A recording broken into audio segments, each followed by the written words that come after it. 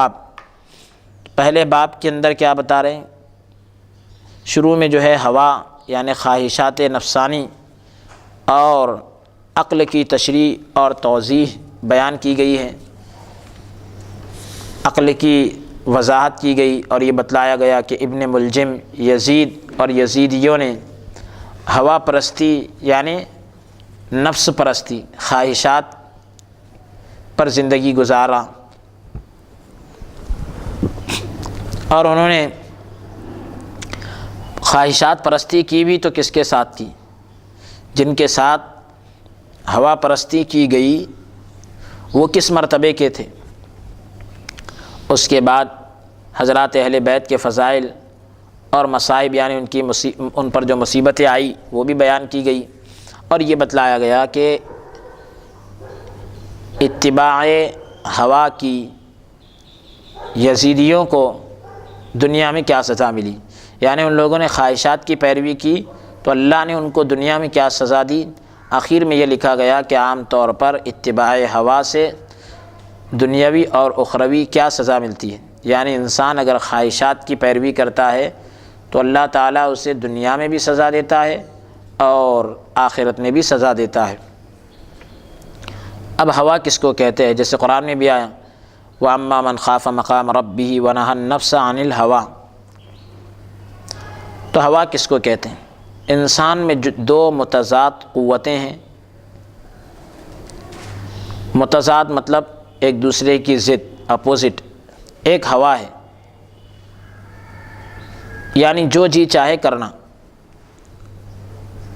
اور دوسرے ہے عقل یعنی غلام کی طرح بات بات میں اپنے مالک خدائے عز و جل سے پوچھ کر کام کرنا۔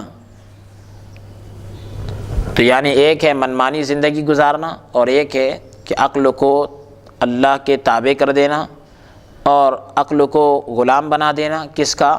اللہ اور اس کے رسول کے حکم کا پابند بنا دینا، غلام بنا دینا۔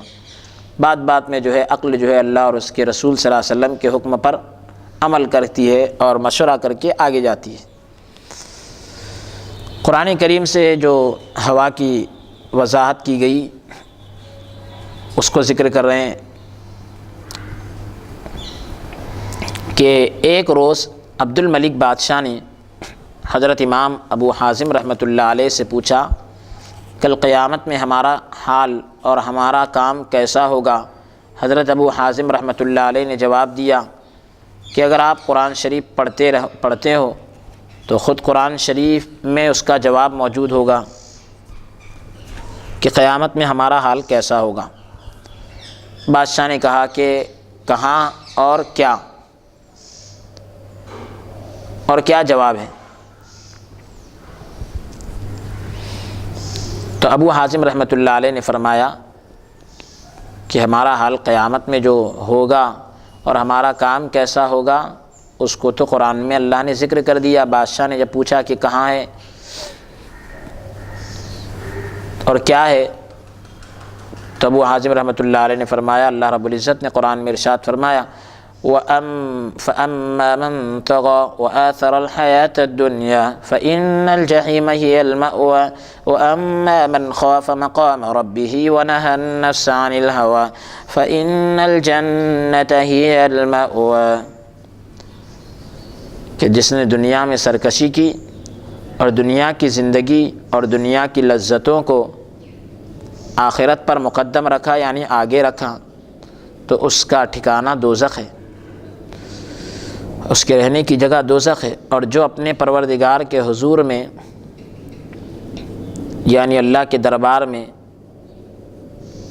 کھڑے ہونے سے ڈرا، یعنی آخرت کے دن، قیامت کے دن جو اللہ کے دربار میں پیش ہونا ہے، اللہ کے دربار میں کھڑا ہونا ہے، جو آدمی اس سے ڈرا اور ڈر کر اپنے نفس کو خواہشوں سے روکتا رہا، اپنے نفس کو خواہشوں سے روکتا رہا،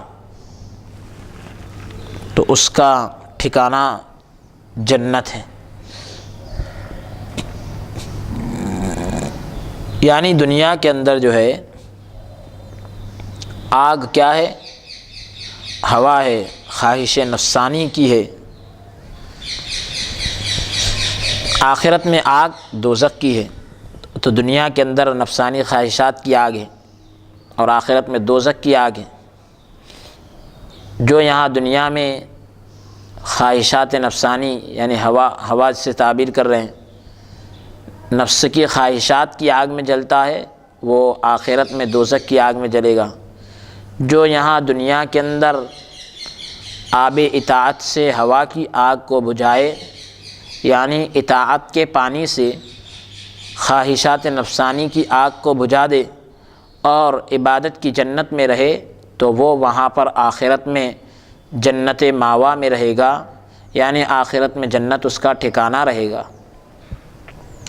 اسی لیے حضرت رسول اللہ صلی اللہ علیہ وسلم نے فرمایا کہ میری امت پر کسی چیز کا اتنا خوف نہیں ہے جتنا خوف کے ہوا یعنی نفس کی خواہشات اور طول عمل کا۔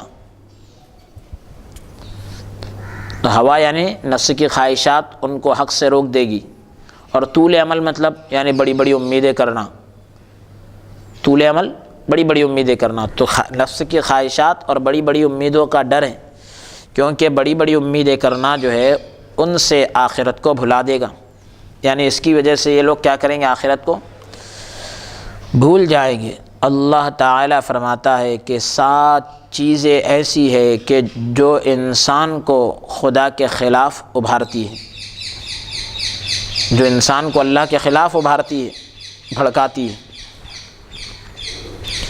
اور وہ 7 چیزیں قرآن کریم کے اندر سورہ آل عمران میں ذکر کی گئی۔ زُيِّنَ لِلنَّاسِ حُبُّ الشَّهَوَاتِ مِنَ النِّسَاءِ وَالْبَنِينَ وَالْقَنَاطِيرِ الْمُقَنطَرَةِ مِنَ الذَّهَبِ والفضة والخيل المسومة والأنعام والحرث، کہ لوگوں کی بناوٹ اس طرح واقع ہوئی ہے کہ ان کو دنیا کی مرغوب یعنی پسندیدہ چیزیں جیسے بیویاں اور اولاد اور سونے چاندی کے بڑے بڑے ڈھیروں اور عمدہ عمدہ یعنی اچھے اچھے گھوڑوں اور مویشیوں یعنی جانوروں اور کھیتی کے ساتھ وابستگی بھی معلوم ہوتی ہے، یعنی ان کے ساتھ بھی تعلق معلوم ہوتا ہے۔ حالانکہ یہ تو دنیا کی زندگی کے فائدے ہیں، ذالک متاع الحیات الدنیا، کہ یہ تو دنیا کی زندگی کے چند روز کے فائدے ہیں۔ تو یعنی انسان کو جو ہے یہ چیزیں اللہ کے خلاف ابھارتی ہیں، اور یہ چیزوں سے محبت اور یہ چیزیں انسان کو ایک دم چمکتی دمکتی نظر آتی ہیں، حالانکہ یہ فائدے دنیا کے ہیں۔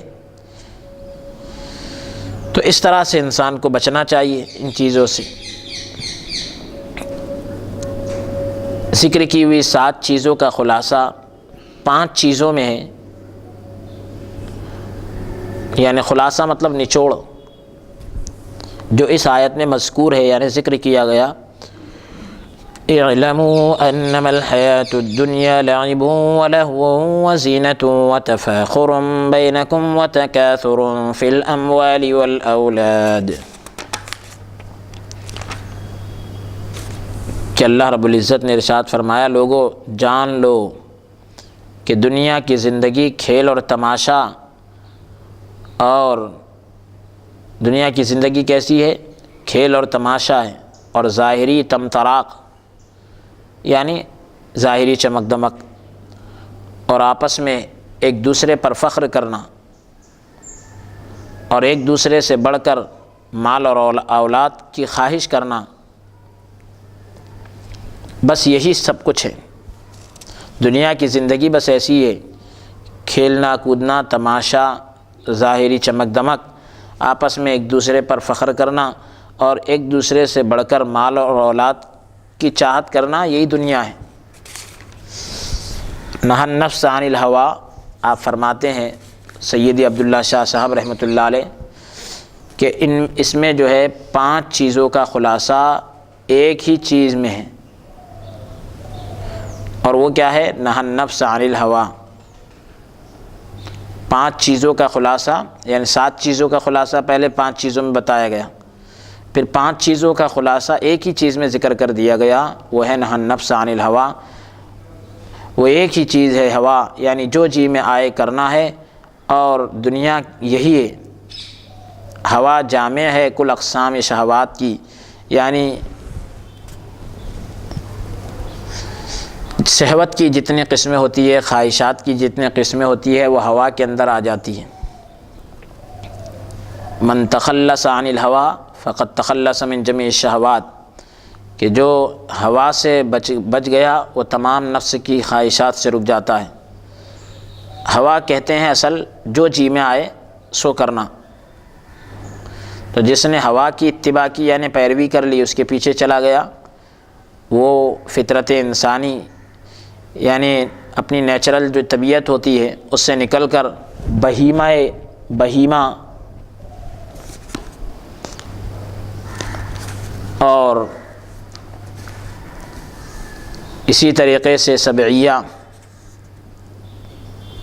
یعنی جانور پن اور درندہ پن، اس کی حدود میں پہنچ جاتا ہے۔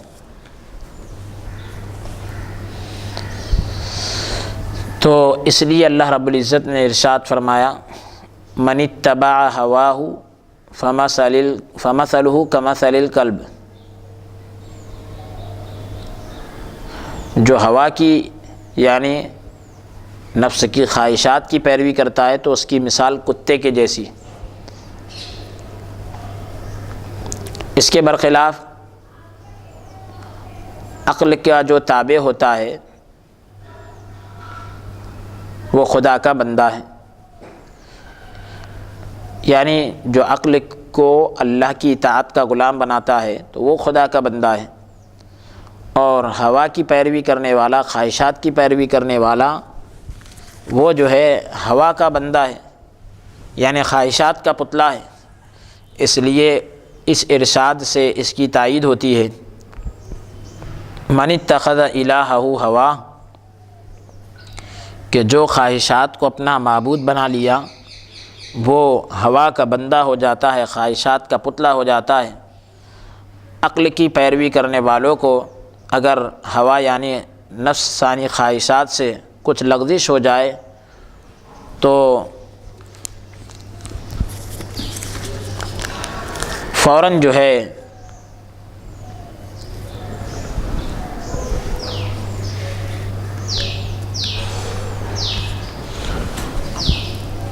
چوک جاتے ہیں، فوراً جو ہے وہ اس سے بھڑکتے نہیں ہیں۔ ذکر کیا گیا قرآن کریم کے اندر، من خاف مقام ربہ ونہى النفس عن الہوا فإن الجنۃ ہی المأویٰ، کہ جو اپنے پروردگار کے حضور میں یعنی اللہ کے دربار میں کھڑے ہونے سے ڈرا، یہ کھڑا ہونا قیامت کے دن مراد ہے، قیامت کے دن کھڑا ہونے سے ڈرا اور اپنے نفس کو خواہشوں سے روکتا رہا تو اس کا ٹھکانہ جنت ہے۔ تو عقل کے پیروی کرنے والوں کو اگر نفس کی خواہشات سے کچھ لغزش ہو جائے تو فوراً یہ آیت سے متاثر ہو کر بے چین ہو جاتے ہیں۔